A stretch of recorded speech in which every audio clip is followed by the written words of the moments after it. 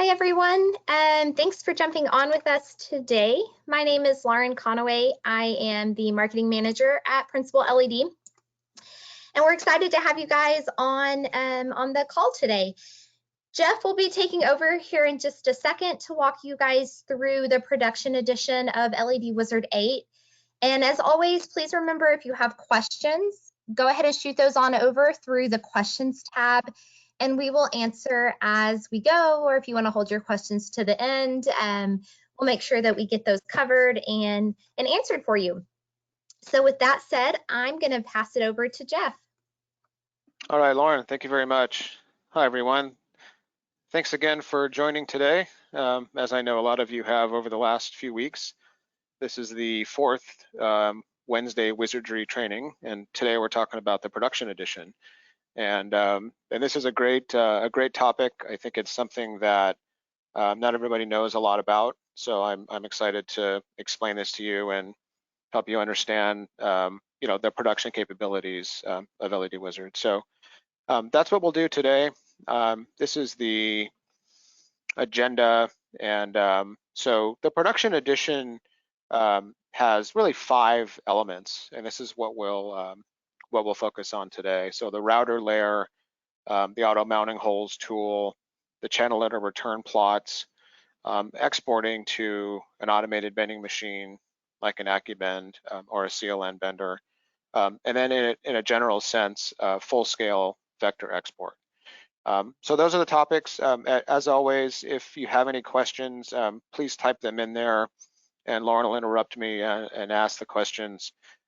If you've been on here before, you know that I just continue talking until I'm interrupted.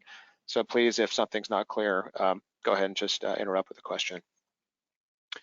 So here's, as I start each week, I talk about what we're not talking about, and this is also a bit of an agenda. So we've done 3 webinars so far. The first one was power flow, and then side cabinets and cloud signs, and then data import and cleanup. And these are all recorded.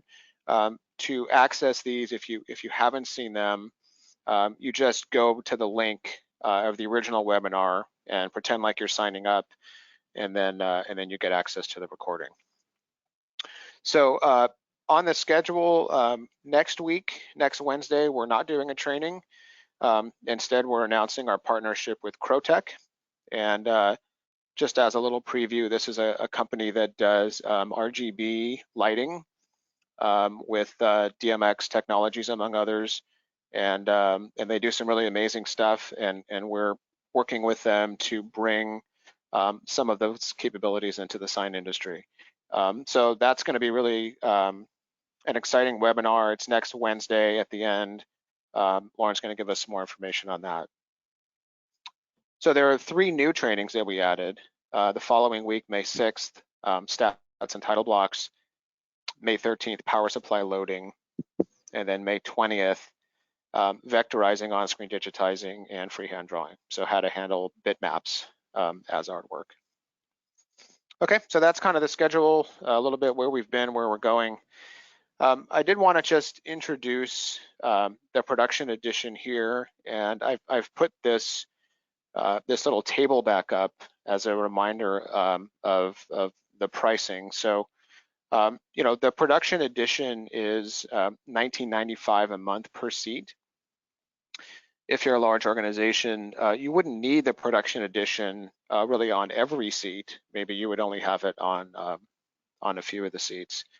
But in general, the production edition is a production tool that helps you produce your jobs faster and more accurately. Okay, it ties together the estimating and the production workflows in a shop, and I think that the main overall point here is that LED Wizard is often thought of as a layout tool, as an estimating tool, right? But there's a lot more to it as a production tool, and that's what we're focusing on today. How do you take that layout that you use to estimate, and how do you carry that through your shop to help you actually produce the job? So, it's a set of capabilities to create and export full-scale production files, usually as a DXF file, that goes out to your router, that goes out to your vendor. Okay, so that's what we're talking about today. So I won't be doing, other than maybe a couple of quick layouts just to set up some letters. It's not as much about the LED layout part. We're sort of assuming that that's done, and now we're carrying that through to the shop. I also wanted to bring back this this graphic here, which I haven't done each week, but I just wanted to mention here that, you know, this is firmly in the LED Wizard 8 category, right? These production features. Our internal team, you know, can provide you with maybe a router layer file. We do that for some customers. But I think in the context of your workflow in your shop, the equipment that you have, the software that you have, you know, using LED Wizard 8 to create all this stuff makes a lot more sense. And certainly this is not the kind of thing we do in the online version, right? There's no production, you know, capabilities in the online version. So again, LED Wizard 8 is what we're talking about today. Okay, so let's get into it. The first, and I'd say the main, most important capability of the production edition is what we call the router layer. And, you know, at its essence, a router layer is a layer of data that indicates the position of each LED. Okay, and again, to back up to a higher level about this, you know, the goal of what we're doing, especially with this feature, is making sure that when you produce your job, that you're producing it in a consistent way with how it was laid out and how it was estimated.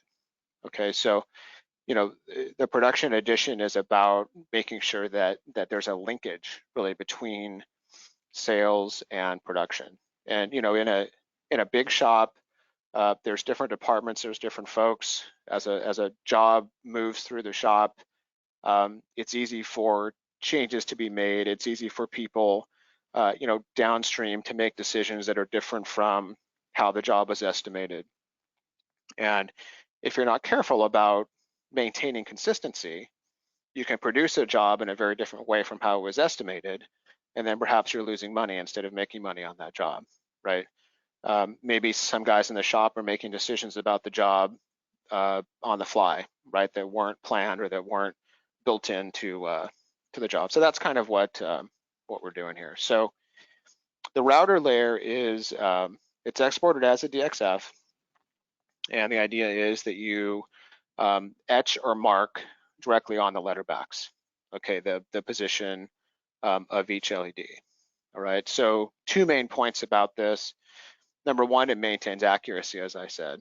But number two, you know, it really improves the productivity, right, of the folks in the shop putting down LEDs. So you don't have to interpret a layout. You don't even have to measure, for that matter. You just put the LED where the mark is. Excuse me. So, so it's a huge productivity benefit. Now, depending on your equipment, when I say mark or etch or score, this could be just a Z depth on your router bit. It could be a pen on your router. I've heard of people laser cutting at a low power, you know, the marks. I've seen for cabinets, I've seen shops plot out a pattern. Let's say that it's, you know, you're mounting on acrylic, you put that pattern right under the acrylic, you see right through it, you see where the modules go. So there's a lot of different ways that you can utilize this. And again, some of it depends on your software, on your equipment, you know, and your workflow. Okay, so one of the ways that I suggest, you know, that this feature is utilized, and in general, the production edition, is, you know, get the estimator and the production manager, or equivalent titles, equivalent folks, in the same room and agree on the layout up front, right? Give the production folks input to that layout when it's quoted, when the job is sold, so that everyone's on the same page, and that layout becomes like a movie script in essence, right? If there's questions about that job, how should it be done? You know, how is it being laid out? You know, that layout file, that printed document, that layout file sort of becomes a movie script. You go back to that and you say, well, what does the layout say? Because we've all agreed on the layout up front. Okay, so that's kind of how I think the router layer can be utilized. Specifically in the software, there are three options. And of course, I'll I'll show these here in a minute. So the first one, which actually was from the prior LED Wizard 7 version, separated lines. Okay, it's a top graphic here. It's a little line that's in the exact position, angle, and length of the module. Okay, and this is very precise, but it's a little bit slow, right? Because the router has to go up and down, right? And I don't think we appreciated that when we designed this up front, that that the up and down movement of a router is slow. So so in many ways, this is, again, it's visually, I think it's the most accurate, but from a productivity standpoint, it's just not as fast. So we continued on in LED Wizard 8 with the second two options, which is a continuous path. Okay, so the continuous path here, I say here, is basically the vector guide path, right? It's the underlying path that defines where the LEDs go. Okay, it's fast, it's smooth, right? But in this case, it doesn't indicate the exact position of each LED. So the middle graphic, it's just a vector path. Okay. Now that can be useful if you're doing, you know, like these little acrylic letters where you have, you know, mini LEDs or a tape or something like that, and you're mounting that in the back of the letter, right? You can just route out that path or that groove and mount LEDs in there, and this works perfect for that. But the bottom graphic, the bottom option, is perhaps the best, I think, is it's a continuous path with notches. Okay, so it might be hard to see in that graphic, but there's little notches there, and you can define the height of those notches, the length of those notches. I'll show you that. So this kind of has benefits of both, where it's a continuous path where the router doesn't have to lift up, but it indicates the position of each LED with one of these little notches. Okay, so that really is, you know, perhaps the best option that combines the two. So that's kind of how the router layer is generated. And then when you go to export, so here, this is a snippet of the export dialog box. So normally this is a full-scale DXF. It could be an AI or an EPS, but most machines take a DXF. This is layer 1, is the original vector graphic, the original you know, design file, original lettering, and then the layer is called module markings. Okay, that's the actual layer that you select. So as always, in the export dialog box, you can click on the preview button, and that will show you, just to confirm. I know there's some other layers in here. We're not talking about Flex today, but that's in development. But it's the module markings layer, and I've set up an export profile called production, and I'm going to use that for a couple of the examples today. It has the router layer, module markings, mounting holes that we'll talk about in a second, and layer 1. Okay, so in router vernacular, you know, this might be your first pass, different Z depth, you know, probably is the first thing you do. Maybe secondly, you drill holes. Third, you route out the backs. Okay, that's the router layer as an intro, and I'll go through that examples here in a minute. So let's move on to auto mounting holes tool. If there's no questions, Lauren. No questions, you're good to go. Okay, terrific. So auto mounting holes tool, this is the second feature in the production edition. And this is a terrific tool that we developed in conjunction with some large shops who, you know, were tired of the process of creating mounting holes by, you know, copying and pasting these little holes all day long. And I make jokes about this in reference to this tool, but that's pretty much what shops do. You know, you draw a little 1/4-inch hole, and you know, you duplicate it across, and you put it where it needs to be. What this tool does is, you know, basically creates guidelines that go across your letter set or across your cabinet. And every time there's an intersection on a stroke, it will place 1, 2, 3, or more mounting holes, and those will be positioned by the guideline and then by the inline, right? So I've got a little inline coming off the return here. And I'll show you this in a minute. So that's kind of how it works. And so the holes are positioned there, and you have a property bar that has a lot of options. There's a lot of different ways that you can sort of go through and manage this tool. The basic workflow here, you have your graphic. The first thing is the horizontal guidelines go across. You can create and select the size of your holes. You can set the inline or an offset. We use these terms interchangeably from the return. So how far from the return am I coming off? The number of guidelines. You can name the layers. So the mounting holes and the optional crosshairs.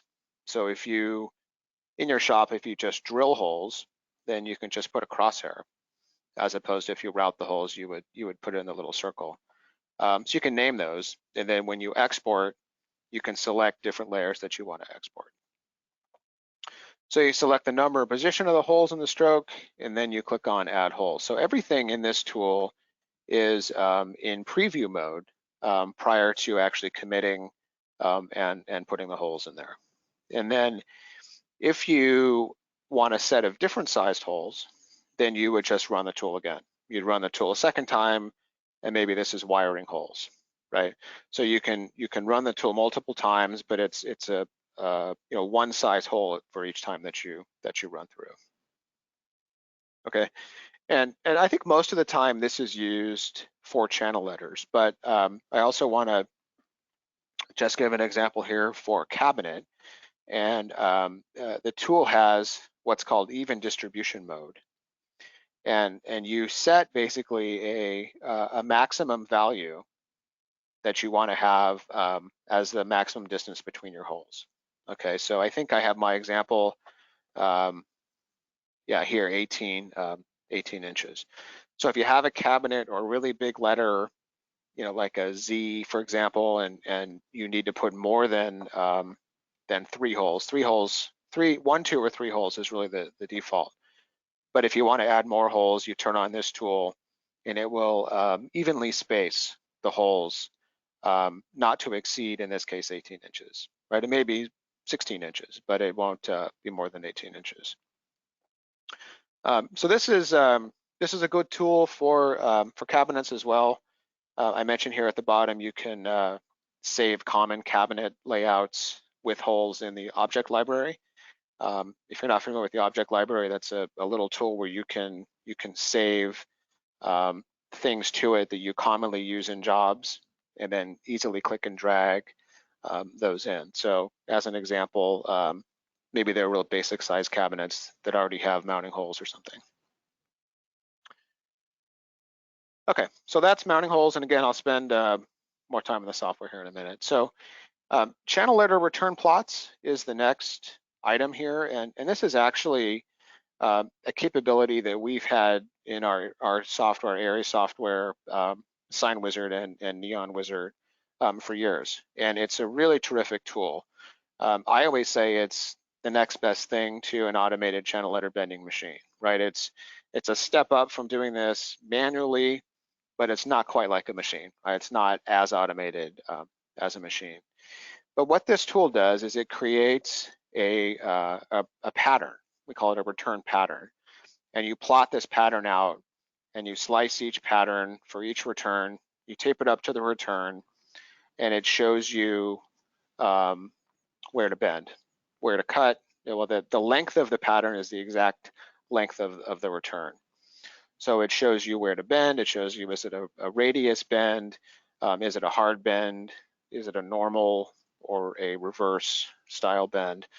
And it tells you, on a hard bend, it tells you the angle. And on an angled bend or a soft bend, it'll give you a radius. So based on that radius, that can help you determine which notching tool to use for the flange. Okay, so you can again, depending on your equipment, depending on how you do this, that'll help you to correctly notch. And really, there's a couple of inputs that go into this tool. There's the thickness of your return material. So we create an offset for that. And the point of this is this return pattern needs to go on the outside of the letters. It's designed to go on the outside of the letter backs. Okay, so we ask for this thickness so that we offset so that we don't come up short, essentially, as we go around the outside. And we also ask for your tool diameter because a router bit is going to radius an inside corner, right? So we want to make sure that our pattern has that same little radius. So we ask for your tool diameter. If you're using a laser, for example, then you would say 0, right? There's no offset with the laser, so that wouldn't be an issue. So that's kind of the first step, is to identify those two settings. And there are a few other settings that I'll talk through when I do this, but this is kind of what it looks like. So my letter was CLR, and I ended up with 4 patterns because the internal loops get their own pattern, because that's a separate return. So so the length of this pattern is exactly the length of the perimeter of the letter, plus any overlap, which is one of the inputs. So if you want to have that return overlap by, say, 1/2 inch, so you can clinch it, you would just add 1/2 inch to this pattern. So the way this works is you also have an opportunity to set the start point for the loop, and it's kind of too small to really see where I did that here, but you set the start point, so that start point becomes the start of the pattern. And as you go this way, you're going around the loop clockwise or counterclockwise for an internal. And then each one of these lines or dashed lines indicates what you should do at that point. Okay, a solid line, sharp bend in normal direction, right? Short dashed line, an opposite bend, okay? Normal bend here, opposite bend here. Long dashed line is a smooth transition. That's that would be on an R, right? Most of these points on the C. It could be a transition between a line and an arc, but it's a smooth transition. And again, you can't see it real well, but the hard bends have an angle that is positioned vertically next to the line, and then the radius has an angle. And so these values here are the angle of that radius. Again, that's what helps determine which notching tool to use. So let me go back. So again, this tool is an intermediate step in bending, does provide some automation. And even if you're a shop that has an automatic bending machine or more than one, it's never a bad idea to have a fallback position in case that machine's down. And this would be a good thing to just kind of have in your back pocket in that case. Jeff, yeah. We do have one question. Sure. Will the offset also accommodate minus numbers, such as for reverse letters? Yeah, that's a good question. So the tool was designed to go around the letter backs. Now the way, if you had a halo lit letter and you wanted this pattern to bend and mount behind the face, you can do that, but you have to kind of, it's a little bit of a hack to do that. So so the tool doesn't take a negative value for an offset, but you can negatively offset the letters before you run the tool and essentially achieve the same thing. So it's a little bit backwards the way to do it, but you can do that so that the return isn't on the outside of the face, so it's behind the face. So you would negatively offset the letters by the return amount. By the material thickness, say 0.04, and then you would run the tool with a 0 offset, and that would take care of it. So sometimes this tool has a little bit of, depending on your equipment and stuff and the way you're doing, a little bit of testing, I certainly suggest testing with with one letter first. But yeah, it's a great question. Okay, so and I'll talk about that when I get into this. Just real quick now, a couple other things. Exporting to your channel letter bender. Okay, so notwithstanding anything that I just said, the software can still export a DXF file that goes to your bender.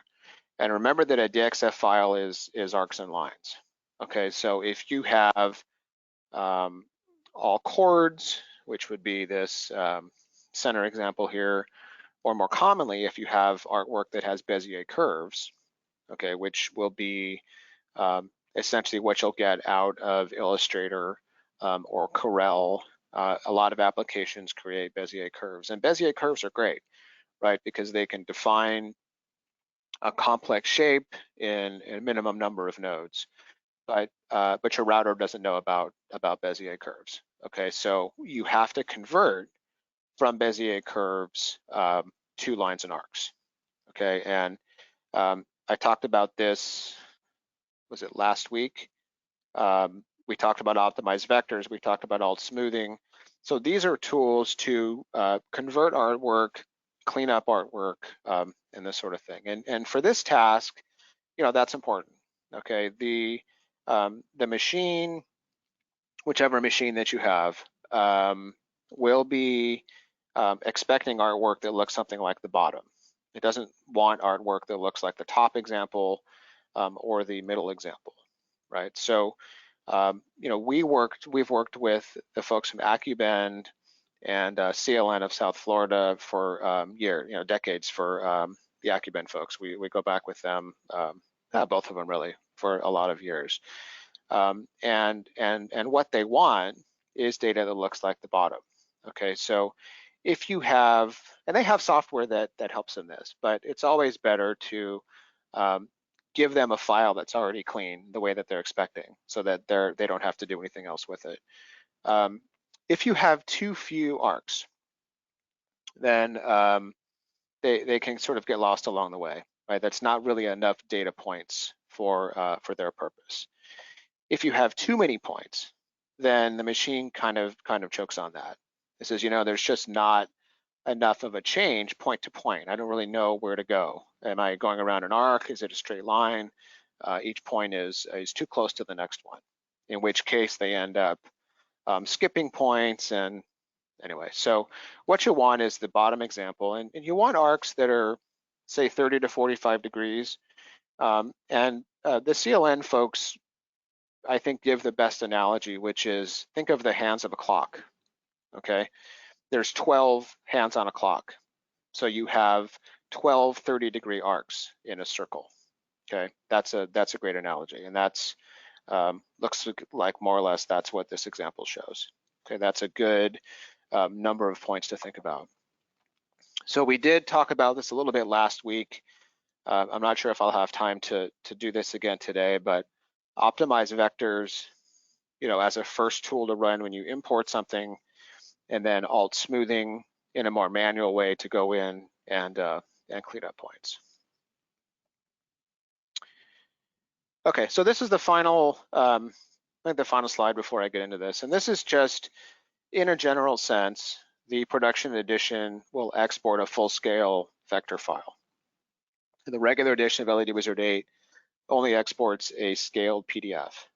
Okay, so and I've talked about these things already. I think that the only additional option here is, well, what if I just use a software to create the art for my faces and my backs, right? And if you want to do that, that's great. You can offset. We have an offset feature. You'd probably do that in your router software, but there may be other uses for the full scale file. And I think one of the important things to think about, if you're considering using LED Wizard for more of your production files, just make sure that you're dealing with consistent artwork, with consistent files from the beginning. Once you start offsetting and once you start doing different things, if you're cleaning up artwork, you start to create perhaps versions that are different and this kind of thing. So especially if you're using LED Wizard for some things and you're using, FlexiSign for something else, just make sure that artwork doesn't change and things don't change. Okay, so that is, let me go into the software. So any questions? I'll just pause real quick, Lauren. No questions right now. Okay, so I am going to type in here, and I'm going to type in some channel letters. And this is, what did I do? 48-inch avant-garde Gothic bold. This is a Sign Wizard font, so I know that it's a good clean font.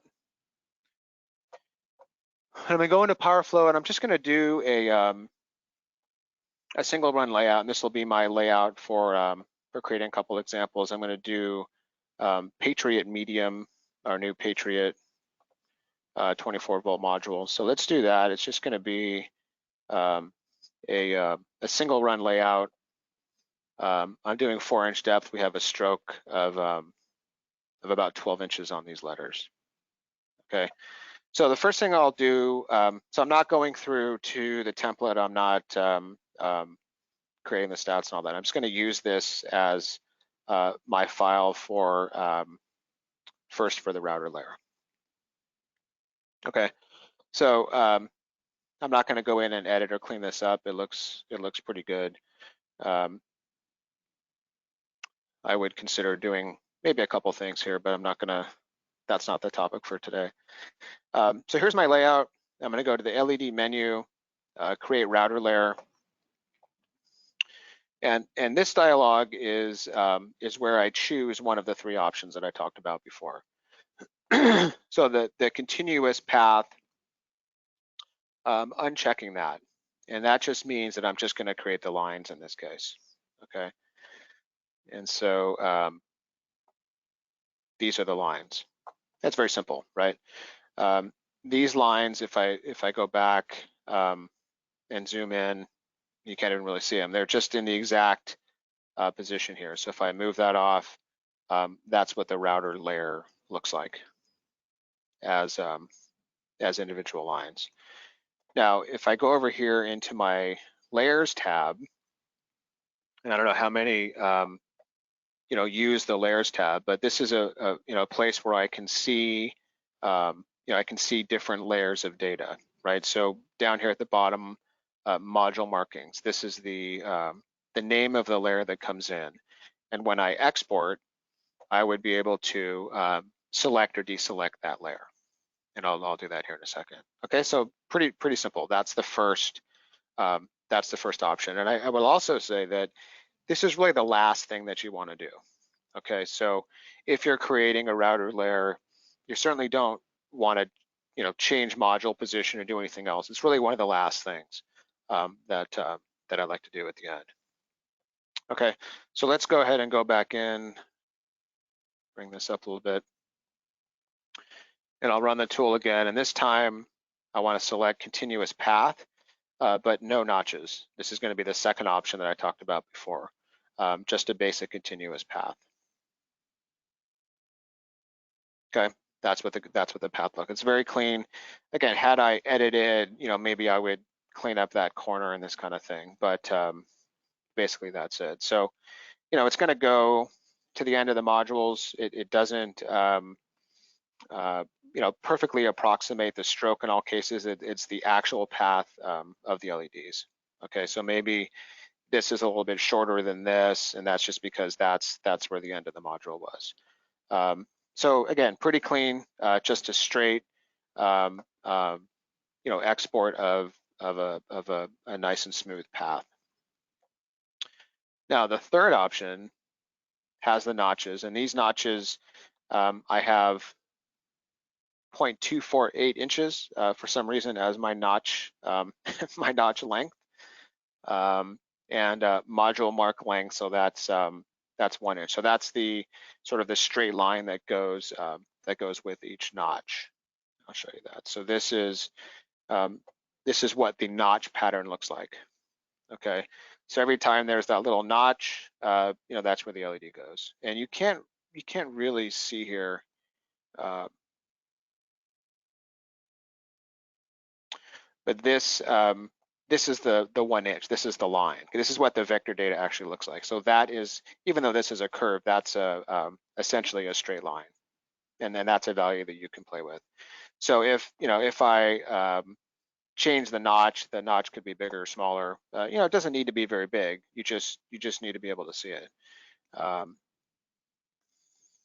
Okay, so that is the pattern with the notches. So let me just I'm going to group these two back together.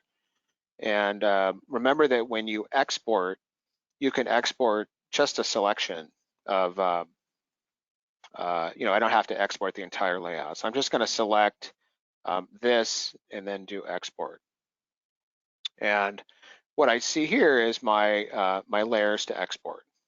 Okay. And in this, normally if I was exporting as an estimate a PDF, I'd include, all layers or most layers. But in this case, I'm going to select an export profile preset that I made, an export profile called production. And there's only 2 layers that I want here. I want layer 1, which is the original outline vector data, and module markings. So now that I have that selected, I'm going to click on preview. And again, we have these extra flex items there. You can ignore those for now. That is what my file looks like. Let's just call this CL. So I'm going to export that. And before I do that, there is a little dialog box here. If you click on options for DXF, if you know about DXF, you know that there's a lot of flavors of it, I like to say. And it's we like polylines, lines and arcs. You can do inches or millimeters, which is a setting here.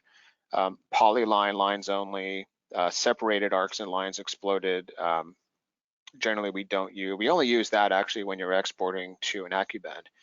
That is the setting to use. But normally, polyline lines and arcs and inches. So I exported that. I'm just going to import that back in. Okay, and that's what it looks like. Again, there's no offset here, right? If you're doing something with those letters, there's no offset, but you could do that. We have in tools, we have our outline, which is offset, could be negative or positive. But that's what that file looks like. So that's the top example. Obviously, the other examples would just have the other way to do the router layer. Okay, so that's that's it for the router layer, right? It's not any more complicated than that. The hard work on the router layer is done in making the layout, right? Getting everything into the right spot. Once you have that, doing this final step, there's not a whole lot to do. Just make sure you have the right thing selected and the right layers.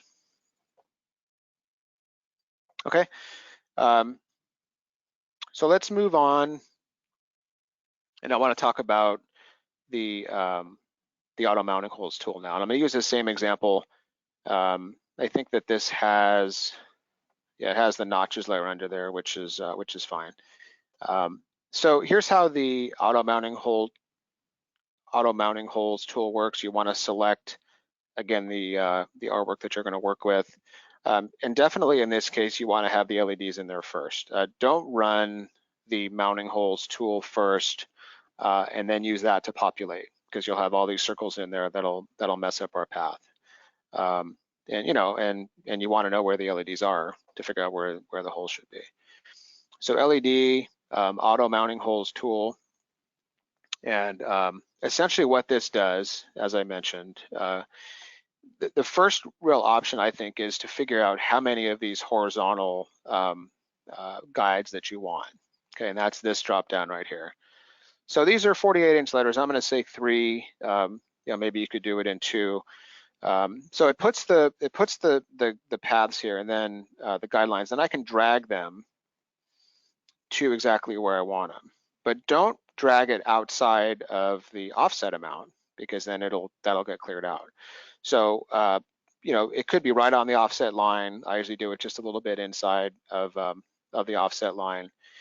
Keep in mind that rounded, if I put it too high on the rounded, I'm going to be outside of the range for the square letters. So I want to do something like that.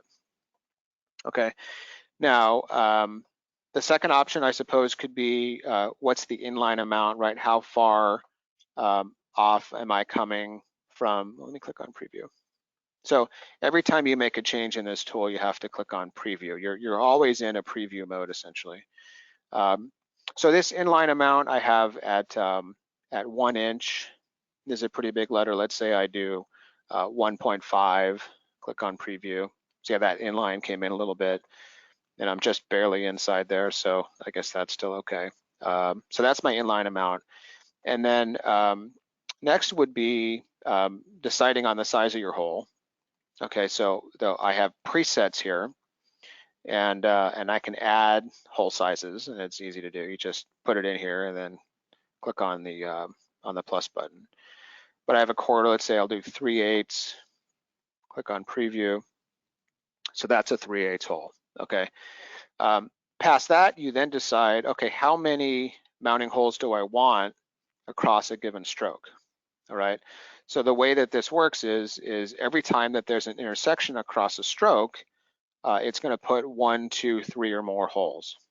And let's just focus on this H for now. So these 3 icons here determine how many holes and where they are. Okay, so if I select all 3 of those, I now have 3 mounting holes across this stroke.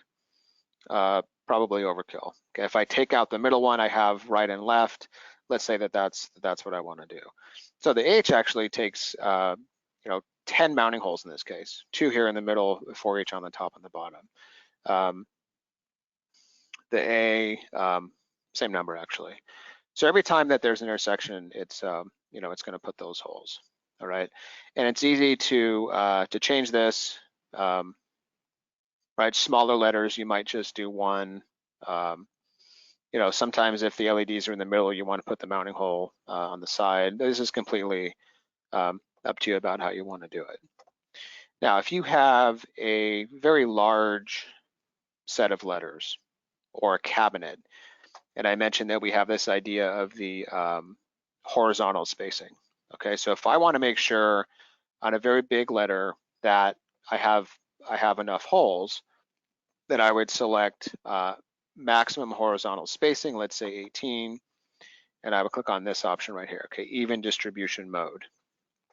Now, when I do that, even though in this design I have just 2 holes selected, now I have 3 holes that came in on this, because this distance would have been greater than 18 inches from one hole to the next. If I change this and I say, okay, let's do 12, didn't make any difference. I still, in this case, ended up with 3 holes. So let's bring this down. 8 inches. Okay, mounting holes every 8 inches. So now I've got 4 across the bottom there. All right. I don't have to do that in this case, so I'll just turn that off. But that's again, that's how you can do a very big letter or a cabinet. Okay, so I also mentioned crosshairs, and crosshairs are an option. So again, the feedback was, hey, we just drill the holes, right? We just put a crosshair there and manually drill it. So the optional crosshair, and that is on its own layer. So you can either put the holes, the crosshairs, or both. And in fact, these are the names of the layers. So you can name the holes and crosshair layers whatever you want to. I don't see that happen very often. Holes and crosshairs seems descriptive enough to me, but if you want to change the name, you can. So that's the essence of it. So again, I'm always in preview mode until I click add holes, and then it actually finishes the tool and puts those holes in. Okay, so that's what it looks like. Now, if you change your mind and you say, gee, I don't really need this guy here, you can just delete it, right? It's just a vector object. if after the fact, by the same token, you say, hey, I want to add another hole here, the vector object, I did D for duplicate, right? So you can do that. You can slide along the guide path. So it's automated, but at the end of the day, we're just creating vector objects here. So if you need to adjust or do some copying and pasting, you certainly can. Within the tool, there are options too to move things around, delete, and add, and that sort of thing. Now, if you wanted to go back and do this, I'm not going to do this in the interest of time, but you can go back in the tool, run it again, and pick a different hole size, right? So if the next pass you want wiring holes, you'd select whatever, a 1/2-inch hole. Wiring holes are a little bit more tricky because they're going to be in different positions in the letter. So it's not quite as automated as mounting holes. And the tool wasn't really designed per se for wiring holes, but certainly you can create, 1 hole per letter, and you can move that hole and put it where you need to. Some cases it comes out real clean, right? If you're on a raceway, you can put the wiring holes all within the range or on a guideline that's the center of that raceway, and that's a pretty clean way to do it. So that would be an option as well. Okay, so that's the auto mounting holes tool. Let's see, I wanted to do, if there are any questions, I'm going to do a quick return pattern. No questions, you're good. Okay, thanks, Lauren. Let me just make sure that I can have time to get this finished. So let's make this a 36-inch letter, and this is actually, I don't need an LED layout in order to do this. In fact, I would, if I was making a return pattern, I would just take the original artwork, make sure again that everything's consistent, and I'd go in here into channel letter return. And I think the last time I did this, I was in metric mode. So let me change my values. So offset, I mentioned offset and tool diameter are the two things that you want to enter as the first step in this tool. So this is a little sort of floating dialog box here that defines the interface for this tool. So the first thing I do is I'm putting in my return thickness and my tool diameter. Okay, then I click on the button that says create offset. Okay, so I've now created an offset. If you look close, I've got a little radius on that inside corner, right? It's going to be the same thing here. And again, because that's what my router does. That's what so we want to make sure that that's consistent. Now, these black boxes are the start endpoints. So I mentioned that each pattern has a start endpoint. Okay, and you have the opportunity here to position these wherever you want. Now, I like them on the top. I like them on a straight line if possible. You can put them on a corner. You can put them anywhere. Internals, maybe you'd have some other way to do those. You certainly need to make sure that you have the correct loop directions because these are directional, outside clockwise, inside counterclockwise. Okay, so on the R, our pattern starts here, goes this way, and goes around that arc first. Okay, once you have those set, then there are 4 additional options. And again, I apologize for the funny sizes here. So I'm going to do 3 inches for the tape width, and that is just anything that's really less than the depth of the letter, right? Anything smaller than the return, because this actual pattern you'll put up to your return. Material width, this is actually the plottable size of your plotter. Okay, so the assumption is that you're plotting these patterns. Some of these patterns can get very long, so you have to make sure you have good tracking on your plotter. Some customers will also print these. Some will print on vinyl, which is expensive, but that's an option too. So material width, because these are nested. Gap is just between each pattern. We could do 1 inch. I mentioned overlap. So let's do overlap of 1/2 inch. So the return will overlap by 1/2 inch, so you can clinch it. Okay, those are the 4 inputs. And when I click on OK, then it makes the patterns. Okay, so these are the actual patterns, and I have 8 patterns because I have 2 internals. And I was going to look at the R first, so let's just zoom in. So this is the initial.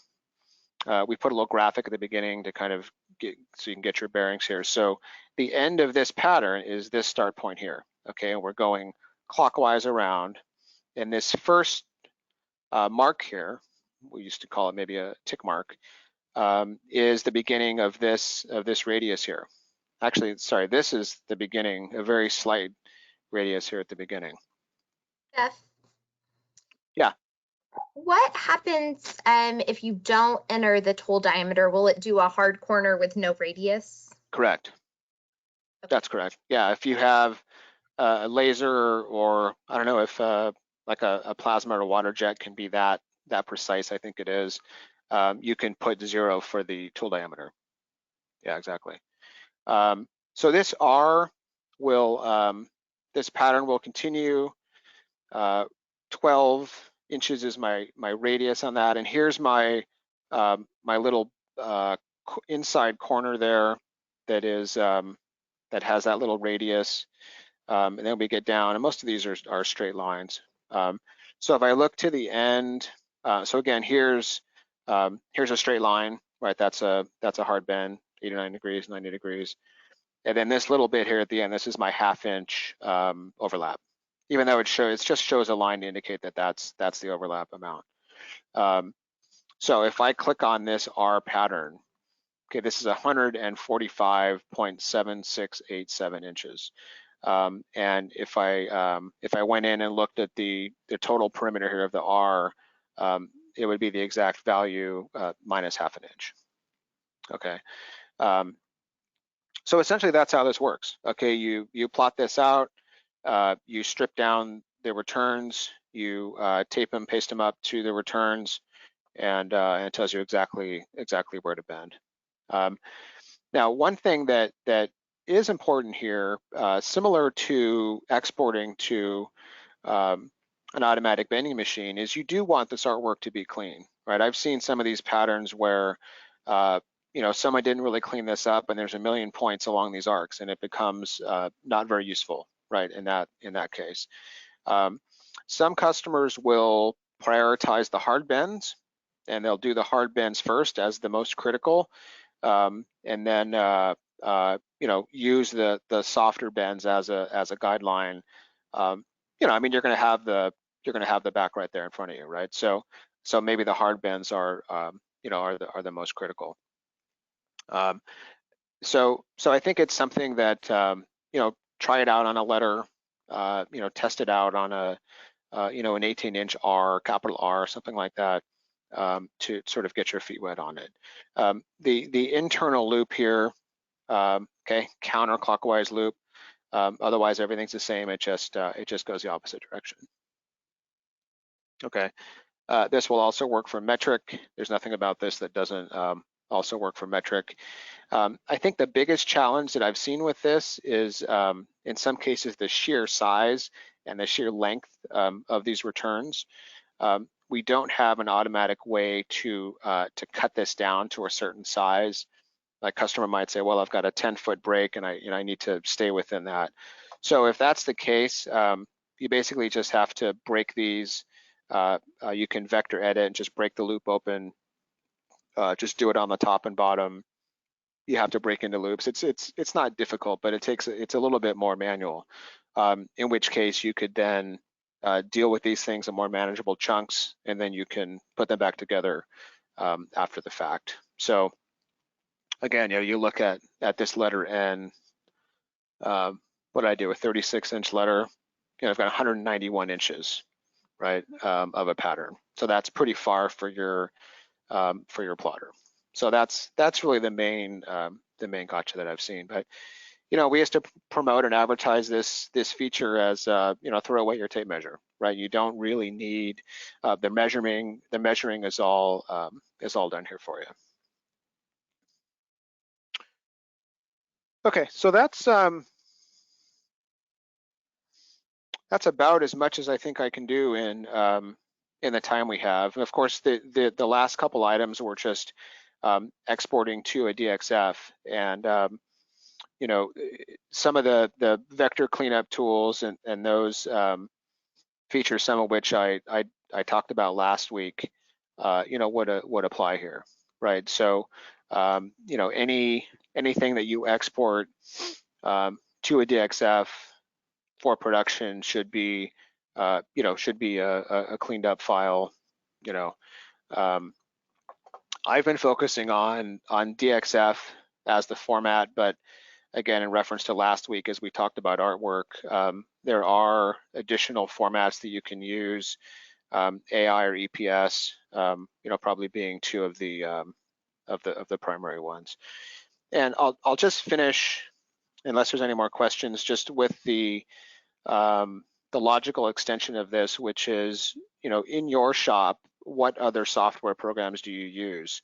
And do you need to use them, right? So, you know, some customers will create a layout and then export that whole layout into another program and do some of the same things that I've just showed you.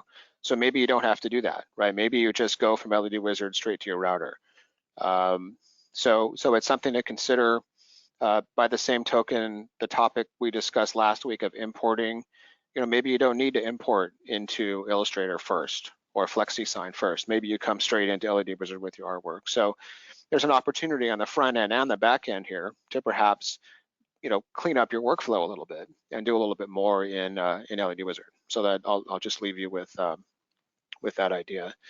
So so Lauren, again, any questions? I feel like it's a usual. I'm talking as fast as I can to cover all of the topics, but you know, there's a lot here on the production edition. So hopefully this has been helpful for everyone. Yeah, that was great, Jeff. We did just have one last question come in. Can you save any templates for raceway holes? Sure. Yeah, I mean, let me real fast here. So if I had a let's say that this was my standard cabinet size. Well, actually, you said raceway. Okay, so let's say that this is a standard raceway that I might use. I'm making the height 12 inches. Let's say 12 by 120. Okay, that's my raceway. If I wanted to run the mounting holes tool on this in the same way that I did previously, let's see. You know, because I extended this, I kind of messed up the spacing here a little bit. But let's say that I wanted 18 inches as my max spacing. Okay, and I've created this, and I want just two. Let's just do top and bottom. Okay, something like this. So if this was my, whoops, group this together. If this was my raceway, and I wanted to save that, so I mentioned the object library, right? Oops. I could go, forgot I couldn't click and drag. So I could go to the plus sign on the object library, and I could call this, you know, raceway 1. Okay, now it's saved in here. So on a future job, if I wanted to insert this raceway, I just drag it in from the object library. Okay, so that's a 1-minute pitch for the object library. So it's very easy to create something, save it out to that object library, and then you would have this to you know, to bring back in. You know, I don't even know what these things are. Here's a some kind of a circle layout. So, you know, actually within Principal, we use the object library extensively for different products. You can do text, you can do graphics, all kinds of stuff. So if you have a standard set of raceways and you want to bring that in and it's got holes already in there, I would do it in the object library for sure. Great. That's all the questions we have right now, Jeff. All right, terrific. Okay, well, thanks everyone again for joining. I hope everyone is staying safe and staying healthy. we're all hopeful that things will get moving here again. But certainly I appreciate that you guys are taking your time to learn more about LED Wizard, and we'll see you in 2 weeks with our next webinar. Thanks, everyone.